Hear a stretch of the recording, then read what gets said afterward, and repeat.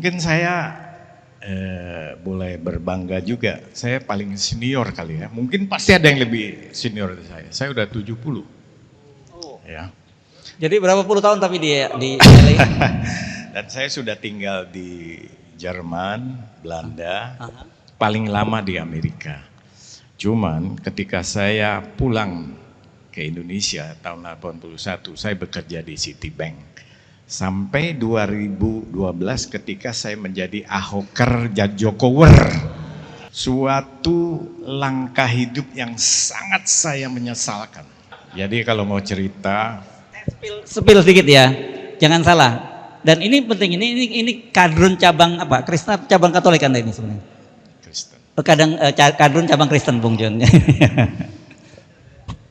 Jadi sebenarnya banyak yang saya ingin sampaikan, tapi ingin saya kemukakan satu hal yang menurut persepsi daripada diaspora adalah kurangnya persatuan orang Islam.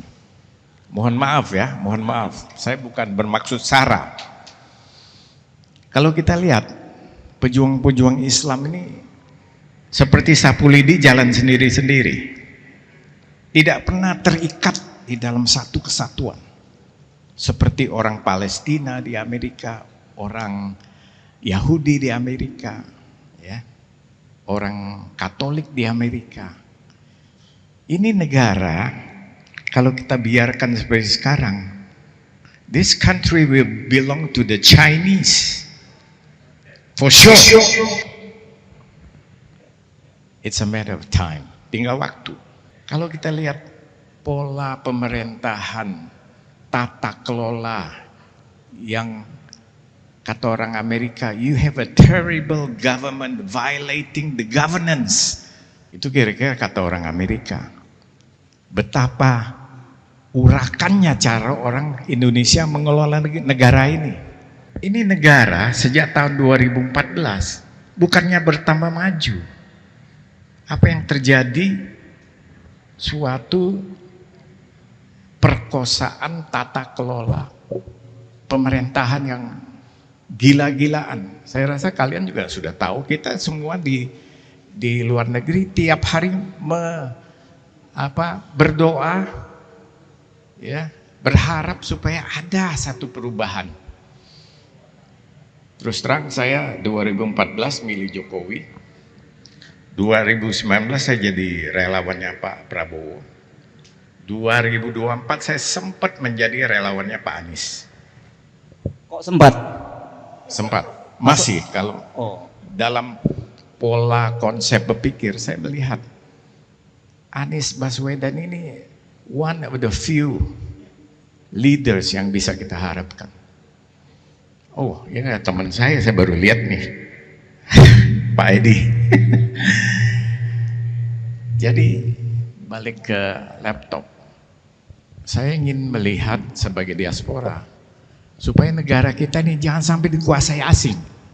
Ya, kita tahu semua resourcesnya sudah menjadi bukan milik orang Indonesia sesuai dengan undang-undang yang diamanatkan, tambang segala macam itu sudah hancur lebur dikuasai orang-orang asing. Pergi saja ke, nggak usah jauh-jauh, ke Morowali, ke PIK, itu sudah seperti di luar negeri. Ya, itu nggak apa-apa sebenarnya. Cuman kita berbicara secara komprehensif harusnya, ya, orang-orang Indonesia ini mawas diri. Makanya kami diaspora, ya, dengan upaya Pak Tata CS, kita ingin diaspora membantu juga, Pak, betul kan? Nah, saya sangat berharap FTA ini menjadi sparring partner pemerintahan yang berkuasa sekarang. Mungkin sebagai oposisi yang tidak terstruktur, tidak apa-apa, selama kita bisa menggait, ya, para penguasa supaya mereka tetap berjalan di jalur yang benar. Jangan memperkosa public governance yang selama ini kita lihat dari 2014 itu kejadian. Masa sistem pemerintahan yang begini dibiarkan oleh masyarakat Muslim yang mayoritas di negara ini. Nah, itu kira-kira yang saya ingin sampaikan. Semoga kita bersatu padu sesuai dengan ini tagline-nya hari ini, terutama juga kesadaran para diaspora, Pak. Saya sangat kagum upaya Pak Tata selama ini supaya bisa menggalang pemikiran-pemikiran diaspora tersebut. Saya usul kalau bisa kita undang para diaspora datang ke Indonesia, kita adakan satu yang sudah dirintis selama ini, ada konferensi diaspora kalau nggak salah, kira-kira begitu. Terima kasih.